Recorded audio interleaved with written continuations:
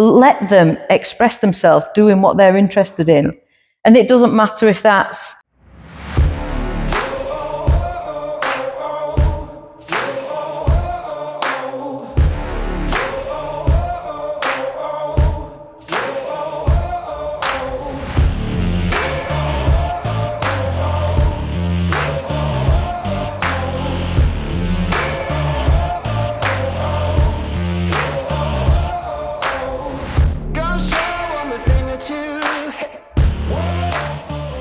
Welcome to another episode of Hard Truths. Today I'm joined by Sacha Bamforths, who was a former PE teacher working with kids in schools, but was then shut down by Ofsted trying to launch and start a new business. So hi Sacha, thank you for joining. So tell me about your teacher's journey. You was a PE teacher, is that right? Yes, so literally my journey was in school myself, straight to college, then to university, then doing PGCE, straight into teaching. Okay. So my heart was in PE teaching, wanted to, teach a lot of sport all the time. And I think by doing that, I tended to attract kids that had got, say, who weren't necessarily your standard kid that was happy being at school. Okay, right, like most of us. But and me. Yeah, that's why I like PE. Aged from, so in this behaviour unit, there was aged between 13 and 16. They weren't badly behaved kids. They were very misunderstood kids. And they were children that nobody had ever asked why are they behaving the way they're behaving. It was just they dealt with the consequence. Right. And they dealt with the behaviour, and the child ended up in isolation or excluded or wherever it may be. And that used to really frustrate me because they weren't digging on the why. And it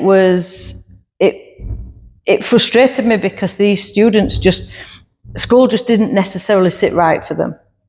And when I dug a bit deeper, when I say that, so I mean, they didn't want to be sat being taught 5 hours a day, yes sir, no sir, it just that system just did not suit them. They were very practical. They were actually all very intelligent kids as well. So there was none of this, maybe a lower level ability kids. They were academic, they were fine. It just was the school system in that place did not suit them. So we did different things with them. I mean, going to school myself, I was very much that kid. Yeah. I was that kid. I would mess around in science or stuff that didn't really interest me. Yeah. But stuff that did, so like art, PE, sports, all that kind of stuff. Yeah. I kind of excelled at, but it's finding what they want to do, I guess, isn't it? And what they want to achieve. And it's finding what they're interested in. Exactly. And it's allowing them to be expressive in that way. You might have a student that is absolutely detests lessons like you say, being sat down, your science, your history, where you've got to be sat still, but absolutely excel at all your creative things. Yeah. Well, they should be given the same shot as the child that's academic and happy sat in the classroom, and not deemed to be your bad kid or labelled as your disruptive kid. It's the fact they're not being given the right opportunities for them to excel. Did you from that start then your own self-employment? Is that the reason solely why you left? Because of the way it was being kind of run and dealt? Yeah, so I ended up leaving the education system because basically it ended up breaking my heart seeing the fact that students were starting to be deemed as numbers, as stats, as financial gains for school, as attendance figures, as all these things that were actually outside of the person. Yeah. And I couldn't, that didn't sit right with me anymore. So when I was doing this behaviour unit and I'd got the students going to, so the older students, when they became Key Stage 4, I could get them on placements, work placements. We made sure they got the 5 GCSEs, the Maths, English, Science. So there were 2 days on work placements, 2 days in school doing Maths, English, Science, and 1 day with me off-site. So still building up their CV, still building up their sort of skill set, but just not in a classroom basis. Led to some of them then being told by the employers where they were working at, we'll actually take this student on when they leave school at 16. Nice, and so there was a lot of engagement with different sort of workforces. And then we had Ofsted come in. Right, okay. And Ofsted came in and I was like, yeah, brilliant. It was on a day where I'd got these students. So Wednesdays was my day that I had them off-site. And I was saying to senior leaders, right, bring Ofsted down because they need to see what these kids are like. They're brilliant. And they, you know, I can show you what work they've done, everything. They'll make the Ofsted people the dinners because I taught, you know, we used to have them cooking each, all sorts of different stuff. So they came down and everything was hunky-dory, everything was really good. Ofsted went away. Yeah, we really appreciate what you're doing, but we need them to be in school 5 days a week for attendance figures. All right, wow. So that apps, and I knew for a fact, so one of the lads in there, it'd take me 2 years to get him to actually eyeball me because a lot of them were low self-confidence. He's not looking when talking. Wouldn't even engage. And he was one who somebody had said, we'll definitely employ him after, because he was working in a reptile park in at Ponderosa. So they were like, yeah, we'll have him. We'll, you know, he can come on after school and we'll keep him employed. Right, brilliant. And then I knew for a fact, as soon as Ofsted said that, those kids would not even attend school. No. So, let alone 5 days a week, like Ofsted said. So on the deal where we were, and it was 2 days in school, 2 days work placement, 1 day with me, 100% attendance for everything. And I knew for a fact when Ofsted said that, they would go to zero attendance because they just did not want to be in school. I can't believe that, But what gutted me was I was the person, probably one of the only people in their lives that they'd become to trust, and I'd let them down. It was just a general, getting a bit emotional now. Right. It was just a general Ofsted. Yeah. So Ofsted come in and they've got to go through their criteria, obviously. But it was more the fact that they went from being sort of, it had taken so long to give them this confidence and help them believe in themselves and help them think, oh yeah, I'm not just the class clown. I'm not just the one that always gets kicked out. I have got more about me. I do believe in myself and I can. I've got somebody that wants to employ me. And it's like, and they often were the one that was breaking that cycle within their family as well. Yes. Yeah. You know, so they weren't from some of them great backgrounds and didn't have the support at home. And I think they saw myself and the support staff as actually the people that had their backs. Of course. And that's what hurt. Yeah. Because you were the one that was bullying him up, and then it just got wiped from under him. Terrible. Yeah, broke my heart, basically. The schools we're teaching just didn't work, being sat there. And there's so many different types of learning. There's visual, there's communication. Yeah. But to sit there and there were nobody really to tell. No. There's no one to tell that kind of stuff to. No. I asked the kids for some, because obviously the work I'm doing now, I asked them for some testimonials. Oh my God, they just... Yeah. Like, miss, you don't realise how much you've changed my life. And I've now got kids, and a lot of the skills you taught me, I'm now using as a parent. Wow. And I'm like, oh, bless you. Yeah.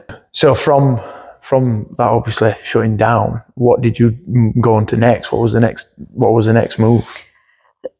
So effectively, because that was so sort of upsetting for me, and I thought teaching now isn't what I went into it for. I went in to help children, and I can't be a part of this sort of organisation anymore. So then I had a massive confidence crisis because I was like, now what? I've literally done everything. I'd wanted to be a PE teacher since I was 11, and I'd done it. I'd done everything I had to do. And I was like, I've got no more skills. I don't know what I can do. All I've done is be a PE teacher. Yeah. So I then went and thought, right, okay, what can I do? We built our own house, so maybe I can go into property. Yeah. And one of my friends had said, why don't you come to this course with me? Went on this property course, and I thought, oh yeah, I could do that. Yeah. So went into buying houses, sort of gutting them, refurbishing them, and then renting them out, refinancing and renting them out.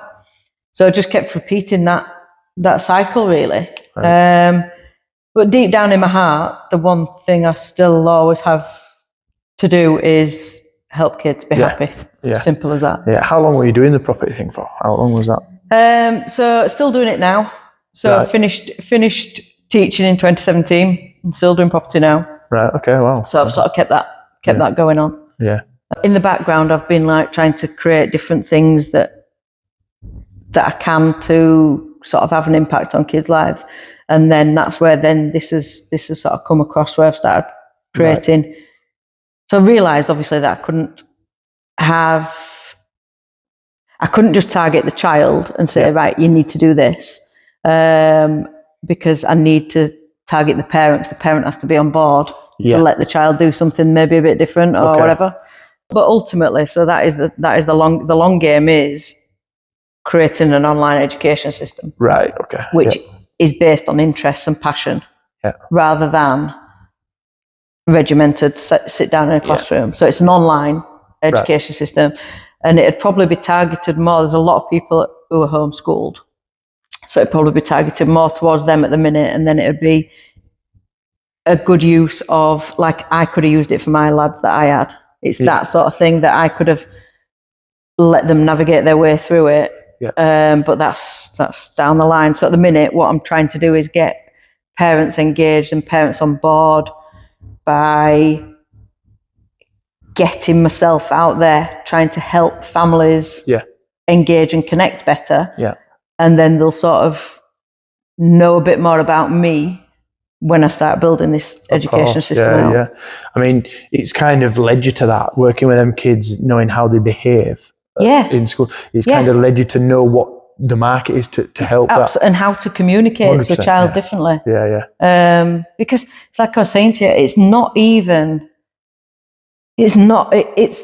it's understanding how the child interprets what you say and in what tone you're saying it. Yeah, of course. And they can think you're having a dig and you're not having a dig. No. But they're like, well, you've said it in this way, you've said it like... Taking it literal, isn't it? Yeah. It's like... Their brains just aren't developed enough at that point to fully understand the emotional intelligence of what's coming across. Of course. I mean, obviously, my daughter's got autism, but if she's not speaking by the time she's going to school, we've had discussions that she'll be homeschooled. Yeah. Like, I won't be, because she can't speak, she can't communicate. Yeah. So for us as parents, it's a bit of a worry. Now, does that target certain kids that can't speak, this kind of course where they can link into this? Or what's the age range to it? Because my sort of specialist area is teenagers. At the minute, this is based at teenagers. Okay, good. So that's because it is something I want to build out and build down, but because that's where my expertise is with what I've dealt with thousands of teenagers, obviously all of different personalities. That's who I know and how to target them. And potentially it's just little tweaks sometimes to parents saying, oh, don't maybe say it that way, rephrase it, say it this like is what this. I've done on this course. And that stepping stone between 13 to 16 year olds. I think, I don't know, I could be wrong. The 13 to 16 year olds, they're at an age there now where puberty's hitting, they're turning into young men, and they've got to learn the ways, I guess, and this course would help. Definitely. And I'm tending to find as well, there's a lot more girls with struggles as well than it just being just boys. Like when I had that group of 17 kids, it was 15 boys to 2 girls. Wow. Whereas now the parents I'm speaking to, it's 50-50, definitely. Why do you think that is? Social media? Or is it... I think a lot is social media, because I think a lot is girls are now massively, heavily influenced, which isn't so unhealthy. And they believe in everything that they're seeing, and they believe they've got to act in a certain way and speak in a certain way, and it's killing their own personality. Of course, but equally, so I've spoken to loads and loads of parents who've been in touch, but the people who've been in touch have all been mums. I've had 2 dads, that's it. Okay, right. And they're tending to say that the behaviour of the child is worse with mum than it is with dad. which is very, very interesting. That is very interesting, yeah. Because that tends to be a lot of, I mean, there's all sorts of different reasoning behind that, but I think dad's boundaries are often firmer. Stricter, firmer. Yeah. And on the flip of that, mum is always usually I'm not saying always, is usually the one at home saying, have you got your school bag ready? Have you had your breakfast? Have you done your uniform? Yeah. Have you done this? Mum is usually 20 questions before that kid's even got out the door. Yes, yeah. And so a teenager interprets that as nagging. Yeah. And mum is coming from a place of care, support, love, wanting them to be prepped for the day. Yeah. The teenager interprets it as nagging. I did, honestly. You do. When somebody's always asking you the same questions every single day, it is nagging. Yeah, it is nagging. Think it's nagging. But I get that. My mums do it, and a dad doesn't normally do that, does it? If you haven't got your school bag, oh well. Yeah, you know, exactly. Dad probably might not think as much to say. Ask all those questions before you've even left the house in the morning. Yeah. What time are you coming home from school? Are you got an after school club? Are you going to there? Who are you going to see after? Blah, blah, blah. It's just constant for mums. There's a good contrast between a parent and mum and a dad. But as we well know, not many people have mums and dads. There'll be, single parent families and stuff. Yeah. So it's challenging, uphill battle all the time, isn't it? Absolutely. And I think what I am getting as well is a lot of single parents. Yeah. And it's the mums that are contacting me who are really struggling. Have you ever had any parents, mum and dad? All the kids from single parent, like broken home? No, not all, but the majority, yes. Right. But not all. But the ones who have got mum and dad at home, the mum is the one that's getting in touch with me, and she's the one that is having the problem with the child more so than dad. Right. Okay. And I do think, like I was saying to you, what students actually, or what children interpret as nagging is actually mum coming from a place of love and support and care. Yeah. But the teenager does not see it that way. No. So it just causes massive conflict. Massive conflict. What stage is it at then, this? For people, if they're listening and they want to, they think they're going through this and they want to get in touch, what stage are you at with it? It's there, it's all ready to go. Is it? Yeah, it's all live. Right. It's all, they can access, if they clicked on the link for the ad, it'd take them straight to the community, and they can access the material there. I'll post that, or I'll put it to the video. Because it's important that the access is there, because where else would you look? There's no, and it is just, is it free? It's free. They get first post is free, and then they can also so I post stuff daily on there, just bits of tips and stuff. Yeah. But then I'm also going to start doing like a bi-weekly webinar just on like one thing. Yeah. So it's just a case of tips and tricks and stuff to get them started. It's free, and I mean, how long is it to do it, to look at it at the time? Does it vary? So this is what I'm trying to be saying to a few people. It totally varies on, obviously they know their child, they know at what stage of breakdown their communication is. Yeah. So the whole course is built out around communication. Yeah. Okay. And so they know at what point their breakdown is sort of hitting crisis point or whatever it may be. So some parents as well are using the material and actually saying to their child, look, this is what we've got. Let's work on this together. Let's start setting some new boundaries together. Be a bit more open about it. Yeah. But then I've got other parents as well saying, I'm just going to look at this material and I'm going to try and drip bits in and do things different ways. Right. So I'm going to ask, do you need your child there? But obviously from that, you can just it's just an e-course that you can look at all the material, see what might work for you, and then you implement it however you want to implement it. Yeah. Because obviously your family dynamic. Yeah, it's just a general bits of tips of how to sort of help that communication, and a lot of it's still listening. Yeah, I bet. Listening with intention and listening to what they're saying to you. I hold my hands up. I had with Maisie was going out on Saturday to Cardiff. I'm on a webinar doing my work, and I was so conscious that I wanted to say to her, right, see, have a fab time, blah, blah, blah. But I really needed this content as well. Yeah. And I was sort of like, I knew I wasn't paying attention to either. Yeah, yeah. And obviously kissed her, gave her a hug, said, right, have a fab weekend and whatever, but knew I wasn't fully engaging with her. Yeah. And then after this webinar had finished, I'm thinking, why did you not just speak to Mairs as I wanted to speak to her? But we all do it, you know, it's like, and so I phoned her up and I'm like, I'm so sorry, Mairs. You know, I did say see you to her, love you, blah, blah, blah. But I said, I know I wasn't fully like present there, kind of. I wasn't. And she's like, it's cool, Mum, you were busy. I knew what you were doing, whatever. I knew that we'd be chatting. And it's nice because Maisie's at an age where she'll understand that. Yeah. And the kids, some kids won't, you see, and that's where the breakdown, I guess, is. Yeah. I think. But I think it's important to acknowledge. Yeah. Like, I was in the wrong there. Yeah. The most important. What if she'd have had a car crash and I'd never seen her again? I know that's extreme, but my last interaction with her could have been me not being present with her as she's leaving the house. Do you think it's important then? They don't have to, but parents do apologise when they're in the wrong. Because 100%. Yeah. 100%. Because we make mistakes as adults, as a child makes mistakes. And if you're not teaching them to own their mistakes, then you're not being fair. Yeah. Because if you don't own your own mistakes, how can you expect your child to put their hands up when they've done something wrong? Sorry. And it's okay to do stuff wrong.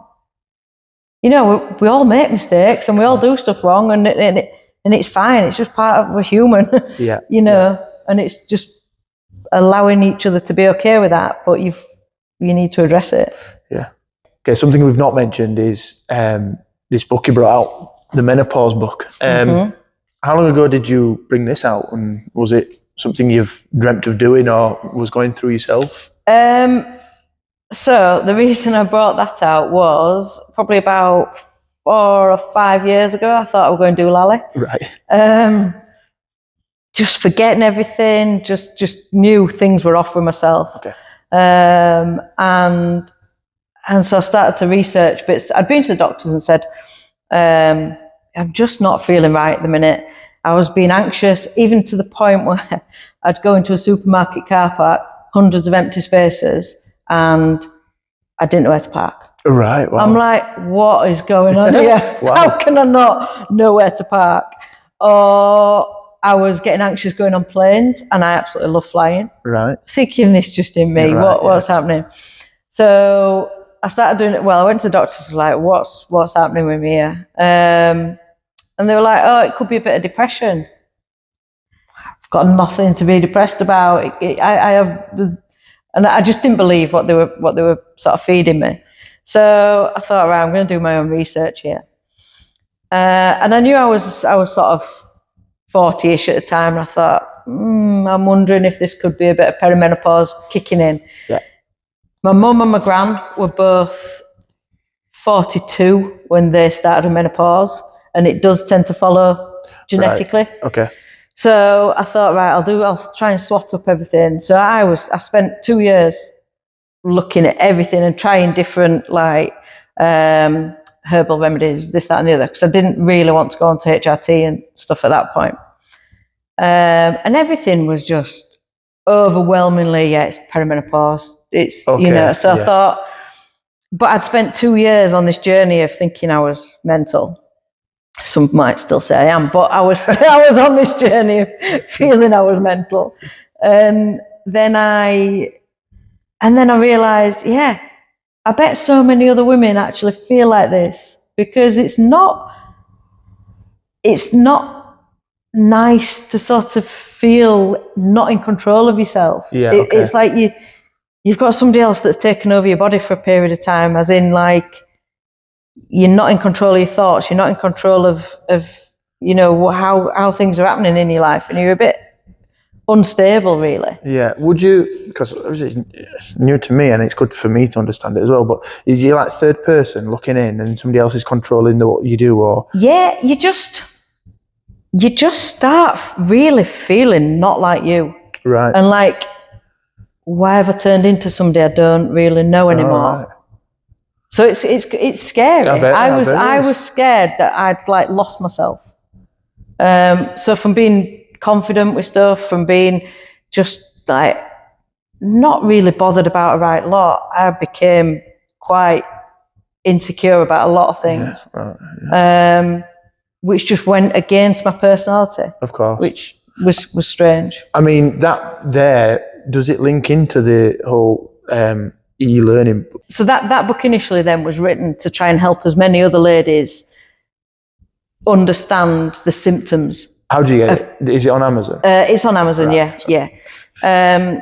So I just thought if I can help any other ladies who are going through something where they're feeling a bit doolally, understand it and not be passed off at the doctors as it's depression, or I got told from the doctors that I was too young to have it. I got laughed at by somebody else. Oh, you're miles too young to have this, blah, blah, blah. And I'm thinking, so everything's crushing you sort of as a person. So that's the reason I wrote it. Yeah. But what's funny about it is now the more conversations I'm having with parents, with teenagers, is a lot of mums are saying, I don't even know where I am at the minute. So my hormones are going nuts. And then I've got my child going through puberty whose hormones are nuts. Yeah. And the mix isn't great. So hopefully the book will try and help mums understand what's going on and maybe how to sort of help themselves with regard to whichever sort of remedies they want to take or whatever. Navigate it a bit better, I guess, But and also try and understand then that maybe they're acting in a different way to their teenager than they might be doing normally. Yeah. So it has actually proved that a lot of people I'm talking to are equally struggling at hormones at the same time as the child is. Yeah. What's some of the things the kids have said about you then? Some of the naughty kids that were potentially struggling at school? So speaking to some of them, bless them, one lad said it totally changed his life. Wow. Working with me. But that was a student who it took me 2 years to get him to look at me in the eye when he spoke to me. Yeah. His confidence was absolutely shot. And he said, you'll never understand how much you've changed my life and what impact you've had on me. Wow. Which was special. Yeah. He felt okay to come to me because I actually listened to him, didn't judge him. He knew I wasn't going to be telling him off like the other teachers. Yeah. Gave him some bits of life advice in general. And now he's a parent, and he says that a lot of what I taught him, he now uses in his parenting style. What's one thing school never prepared you for when you were at school, teaching these children? I don't think school prepares students for real life. Right. I think it just prepares them to sit, be dictated to, don't move, don't put your hand up unless you're told to put your hand up. All these regimented rules, we've not changed. No. Since, if you look back at our school system 100 years ago, we haven't changed. It blows your mind, doesn't it? And how everything else, look how fast-paced our life is with all the other stuff. Yeah. Yet the education system's the same. Yeah. We're not living in the same world now. The only thing I think's changed is the projector. The one that you can wheel that you wheeled out. And the TV. And the TV that you wheeled out. It's true but though. It's scary. It's sad. It is sad. And a lot of people talk about it being a controlling state where, you put your hand up when you want something, and that very intense controlling. I think we're killing creativity in kids massively. Yeah. And we've got so many, like for example, the group I had, they were so skilled in so many different things. Well, in a normal school environment, they couldn't have expressed that. No. But I could at least bring that out of them on the day that I had with them, because we dug into what their interests were, what their passions were. Yeah. Their passions weren't sat in a classroom, sat having a history lesson, having a maths lesson. Yeah. But yet what they were passionate about, they absolutely excelled in. Yes. And that's what we need to bring out of kids. We need to bring out of kids that they're brilliant at just being them and what they're passionate about. Oh yeah, true. So true. And I think we just kill it. We just expect them to just sit there, say nothing, speak when you're spoken to, blah, blah, blah, how old-fashioned is that? I remember being at school and being sat there and the teacher just didn't want to teach and put a movie on. Yeah. Just put a movie on and, Yeah. you know, I could have, it's a waste of time. I could have been doing something I love doing. Absolutely. You find a child, I say it every time, you find a child who's got an interest in something. It could be the naughtiest child. Okay? You let them express themselves doing what they're interested in. Yeah. And it doesn't matter if that's, like I had one lad who designing skateboards. Yeah.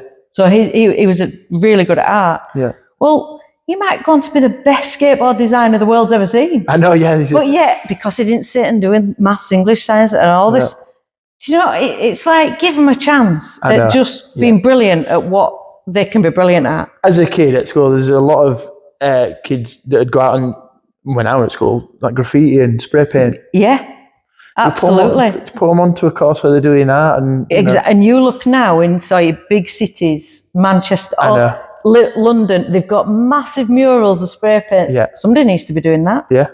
You know, so it's like, let's just let them be brilliant at what they're good at, you know, at 100%. What they're passionate about. What's the most misunderstood thing about menopause?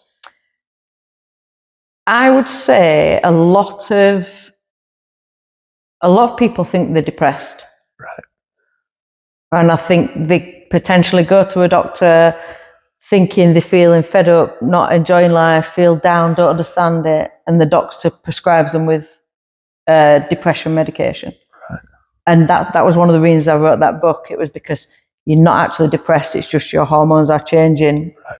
Because depression's quite a big label. It is. You know, it's quite a heavy label to carry. Yeah. And if you actually haven't got that, then I think you need to be sort of directed or you need to be given the chance to see what else it could be. Yeah.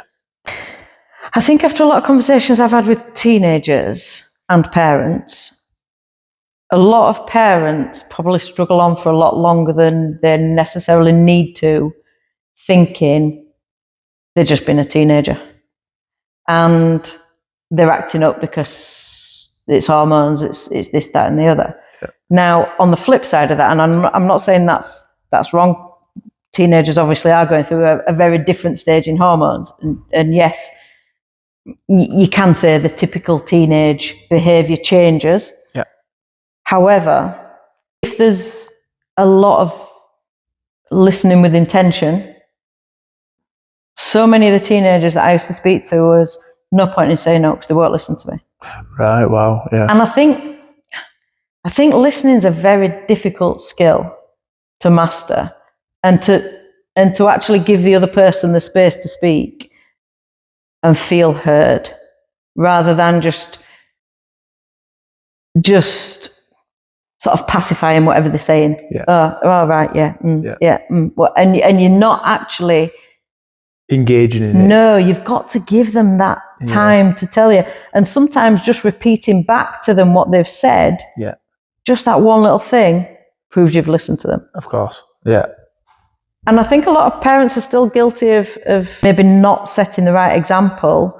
We often say to our teenagers, right, you're spending too long on your phone. Oh, right, get off your phone, as we're scrolling through ours. Yeah. And it's right, because they think, well, you're not listening to what I'm saying to you anyway, because you're in your phone, and we've got to actually be present when we're listening to a child, because it might be that one snippet of something that they really need to tell you, that they've plucked up the courage to tell you. Of course.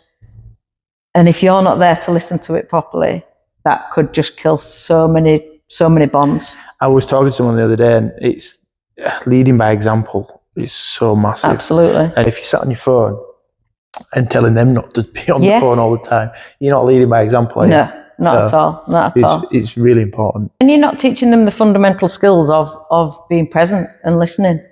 Yeah. You know, get all your phones off, switch the telly off, and just sit and have a chat. Yeah. A lot of the time, a student as well, or a child, will talk to you more if they don't have to look at you. Yeah.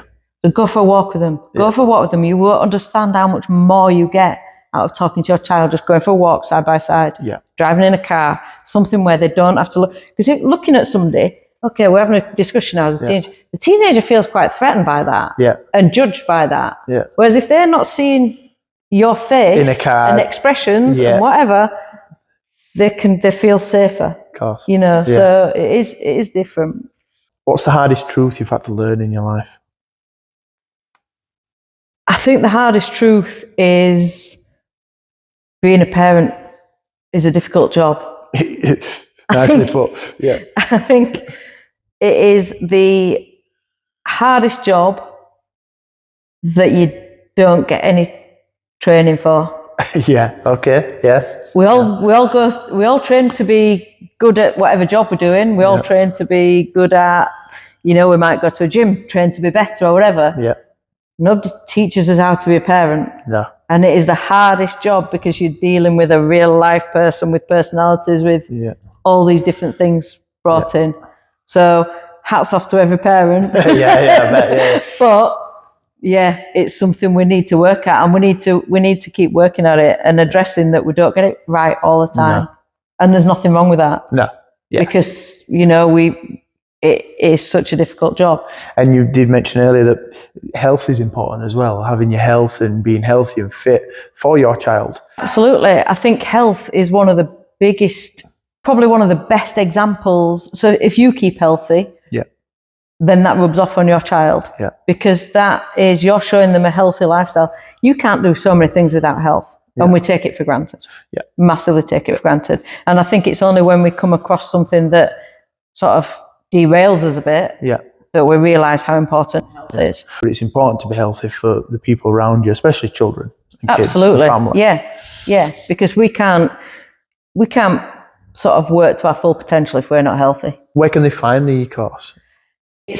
So they can find that. I've got there's an ad on Facebook at the minute that I can give you the link to. Yeah. So if I drop the link, if they click on that, it'll ask them to fill in a few details. Then straight to the community, where on the community there's bits of tips, tricks. They can engage on there. I post on there most days with different tips of things, and also they get the full course content about building communication with their teenager. Okay, fantastic. So, So thank you, obviously, for telling us where you started, Sacha, to what you're doing now. The book is available on Amazon. If anyone's interested. If anyone's interested, e-learning, I think, is really, really important, and that link will be on the video, on the post, on the comments, whatever it needs to be. I'll put it up.